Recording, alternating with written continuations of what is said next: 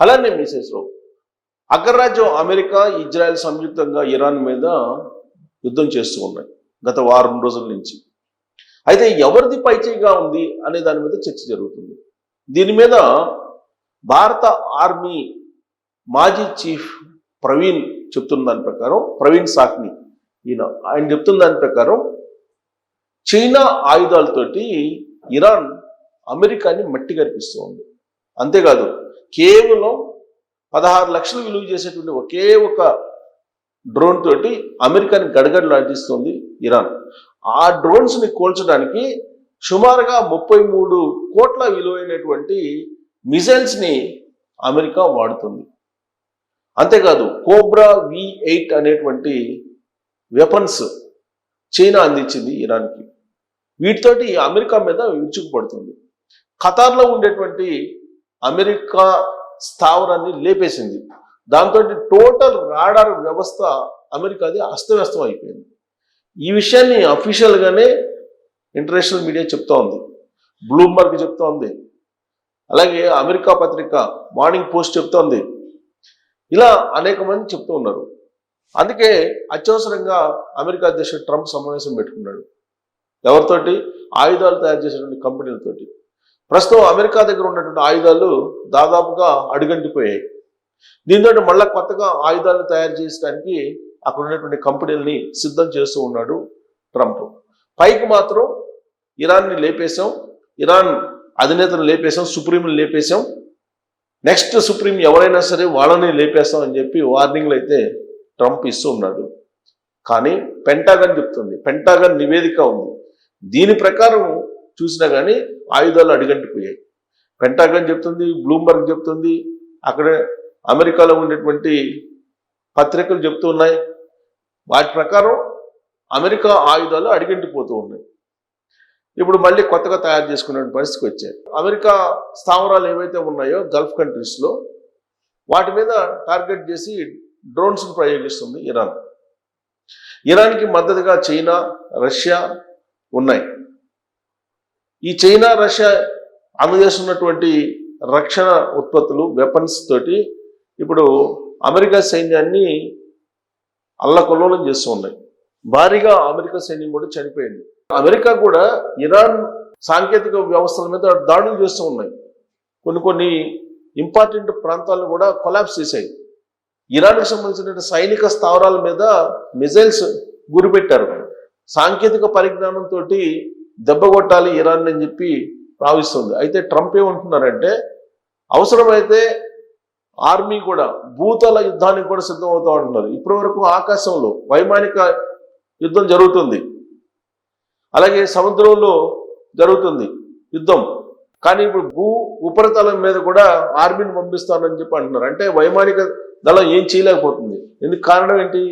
ప్రధానంగా America రాడార్లని target చేసి విచ్ఛిన్నం చేసింది ఇరాన్. దీంతో ఇప్పుడు ప్రత్యామ్నాయ మార్గం కోసం ట్రంప్ ఎదురు చూస్తూ ఉన్నాడు. అనేక మంది సోల్జర్స్ చనిపోయారు అమెరికాకు సంబంధించి. మరి అమెరికా ఈ యుద్ధంలో కలుస్తుందా ఇరాన్ మీద అంటే గెలిచే అవకాశం లేదు అని చెప్పి అంతర్జాతీయ నిపుణులు అంచనా వేస్తున్నారు. దానికి కారణం ఏంటంటే ఆఫ్ఘనిస్తాన్ ఉదాహరణ చెప్తున్నారు. ఆఫ్ఘనిస్తాన్లో కొన్ని సంవత్సరాల పాటు నాటో దళాలు యుద్ధం చేసి చివరికి ఆఫ్ఘనిస్తాన్ని ఏమి చేయలేక పరారైపోయారు అక్కడి నుంచి. అలాంటి పరిస్థితి ఇప్పుడు అమెరికాకు ఉంది, ఇరాన్లో కూడా. యుద్ధాన్ని ఎలా ఆపేయాలి, ఈ యుద్ధం నుంచి ఎలా బయటకు వచ్చేయాలి అనేటువంటి సమాలోచనలు ట్రంప్ జరుపుతున్నట్టుగా కూడా తెలుస్తూ ఉంది. అంటే ఇరాన్ దెబ్బకి అమెరికా నిలువరించలేకపోతుంది, అమెరికా నిలబడలేకపోతుంది. హార్ముస్ మొత్తాన్ని మూసేసింది ఇరాన్. దాంతో ప్రపంచవ్యాప్తంగా ఆయిల్ కొరత ఏర్పడుతుంది, అమెరికాకు కూడా ఆయిల్ కొరత ఏర్పడుతుంది. ఆర్థికంగా చిరిగిపోయేటువంటి అవకాశం ఉంది. అమెరికా ఒక రకంగా చెప్పాలంటే దివాళా తీసే పరిస్థితి ఉంది ఈ యుద్ధంతో అనేది కూడా అంతర్జాతీయ నిపుణులు చెప్తూ ఉన్నారు. దీని మీద ఒక ఆర్టికల్ ఆల్రెడీ ప్రవీణ్ సాఖ్ని భారత ఆర్మీ మాజీ ఆయన చెప్తున్నారు, ఆర్మీ మ్యాన్. ఆయన చెప్తున్న దాని ప్రకారం కూడా అమెరికా గెలిచేటువంటి పరిస్థితి లేదు. అయితే దాని మీద చైనా పరికరాలు ఎలా వాడుతున్నాయి, చైనా పరికరాలు వాడటం ద్వారా కొన్ని కిల్ జోన్స్ని ఏర్పాటు చేసింది ఇరాన్. ఈ కిల్ జోన్స్లో కనుక ఎంటర్ అయితే అమెరికాకు సంబంధించినటువంటి సైన్యం దెబ్బకి లేచిపోవటమే. అలాంటి పరిస్థితి ఏంటి కిల్ జోన్స్ ఏంటి అనేది చూద్దాం. ఇక్కడ చూడండి ఒక ఆర్టికల్, చాలా ఇంపార్టెంట్ ఆర్టికల్. ఇరాన్ తెలివైనటువంటి యుద్ధం, ముందు జాగ్రత్తగా GPS నిలిపివేత. సో జనరల్గా మనం ప్రపంచవ్యాప్తంగా కూడా మనం ఏంటి GPS వాడుతుంటాం, అమెరికాకు సంబంధించిన GPSని వాడుతూ ఉంటాం.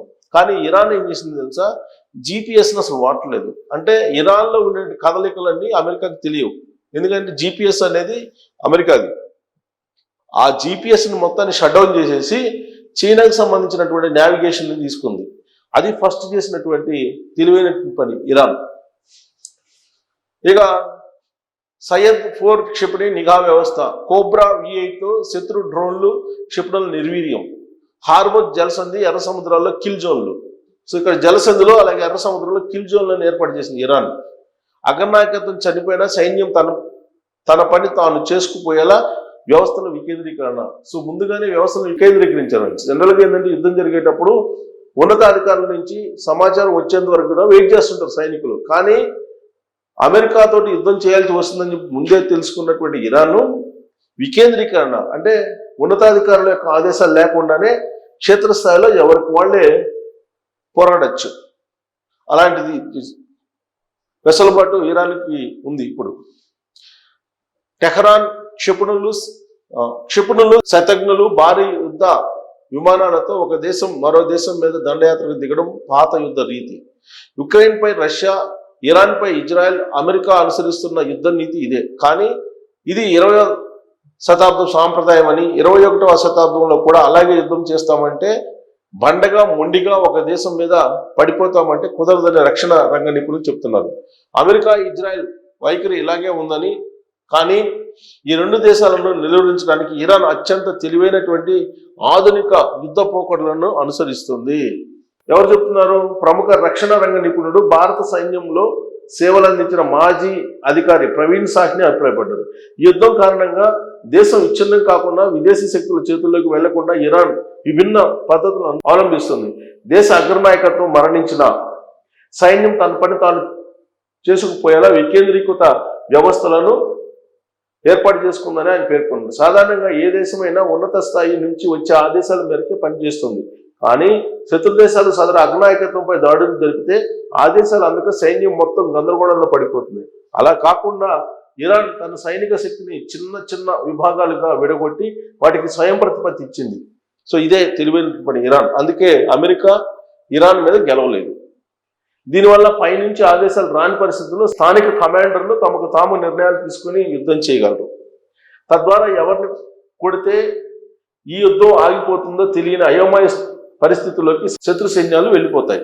సాంకేతిక యుద్ధం, అమెరికా ఇజ్రాయెల్ తనపై ఎప్పటికైనా దాడి చేయడం తథ్యమన్న సంగతి ఇరాన్కు తెలుసు. కాబట్టి తాను అప్పటిదాకా వాడుతున్న GPS అమెరికాది బదులుగా చైనాకు చెందిన బేదో 3 శాటిలైట్ వ్యవస్థను వాడటం మొదలెట్టింది.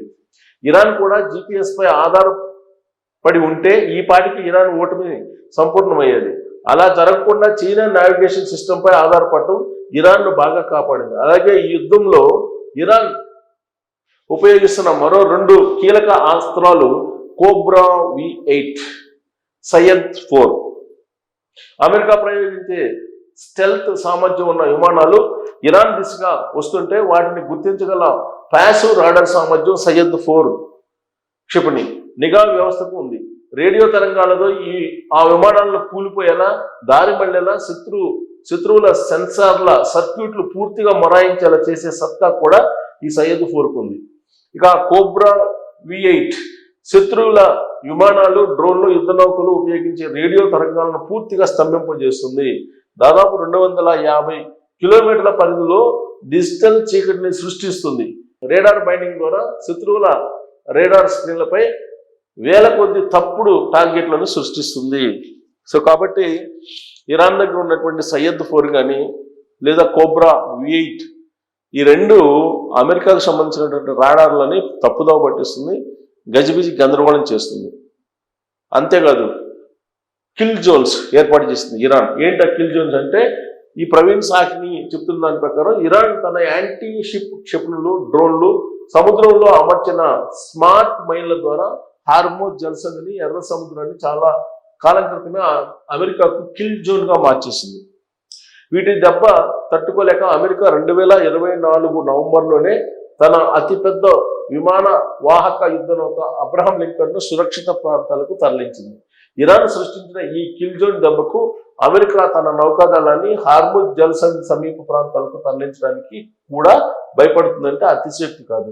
వీటన్నిటి వల్లే ఇరాన్ తన అస్తిత్వాన్ని ఇప్పటికీ కాపాడుకోగలుగుతుంది. అంతేకాదు, ఇరాన్ తన అస్తిత్వాన్ని కాపాడుకోవడానికే పరిమితం కాకుండా పాశ్చాత్య సేనలన్నింటినీ పశ్చిమ దేశాల నుంచి తొలగించడమే లక్ష్యంగా యుద్ధాన్ని కొనసాగిస్తుందని ప్రవీణ్ సాకిని చెప్తున్నారు. సో ఆయన చెప్తున్న దాని ప్రకారం ఇరాన్ ఓడిపోయే పరిస్థితి లేదు, అమెరికాని గడగడలాడిస్తూ ఉంది.